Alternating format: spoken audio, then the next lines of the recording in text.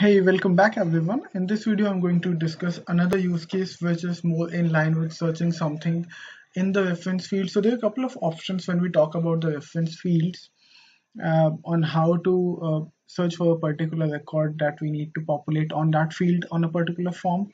So one option is to, let's say, click on this lookup icon.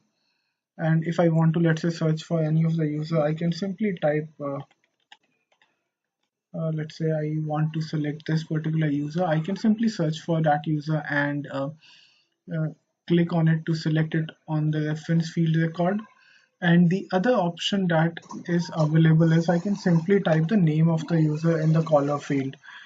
For example, what I can do is I can just type in the name of the user and it will be available for selection, and then I can select it from here.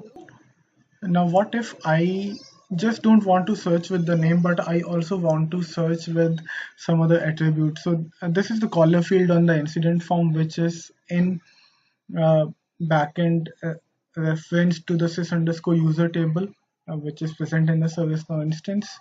So let's say I want to type in the employee number of the user, or maybe I want to type in the user ID of the user, and then I want some options to come up. So for this demo purpose, I have created a couple of records and populated them with the employee number here.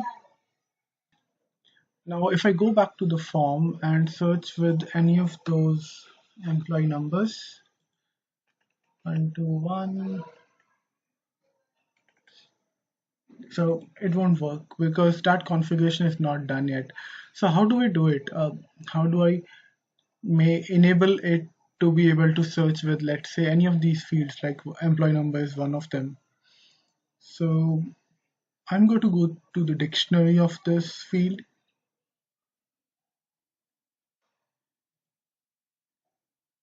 and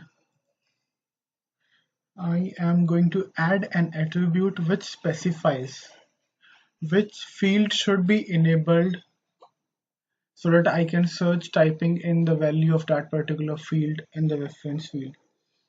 So there is an attribute named ref underscore AC underscore columns, wherein I can specify which field I want to enable so that users can type in the value of that particular field and the records show up.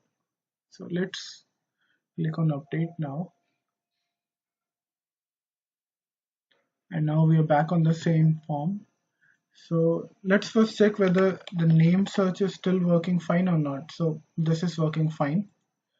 And now if I, let's say, type in the employee number,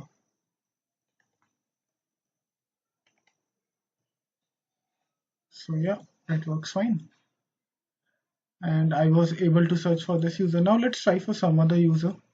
So I have created a couple of users over here. So now I'm going to type.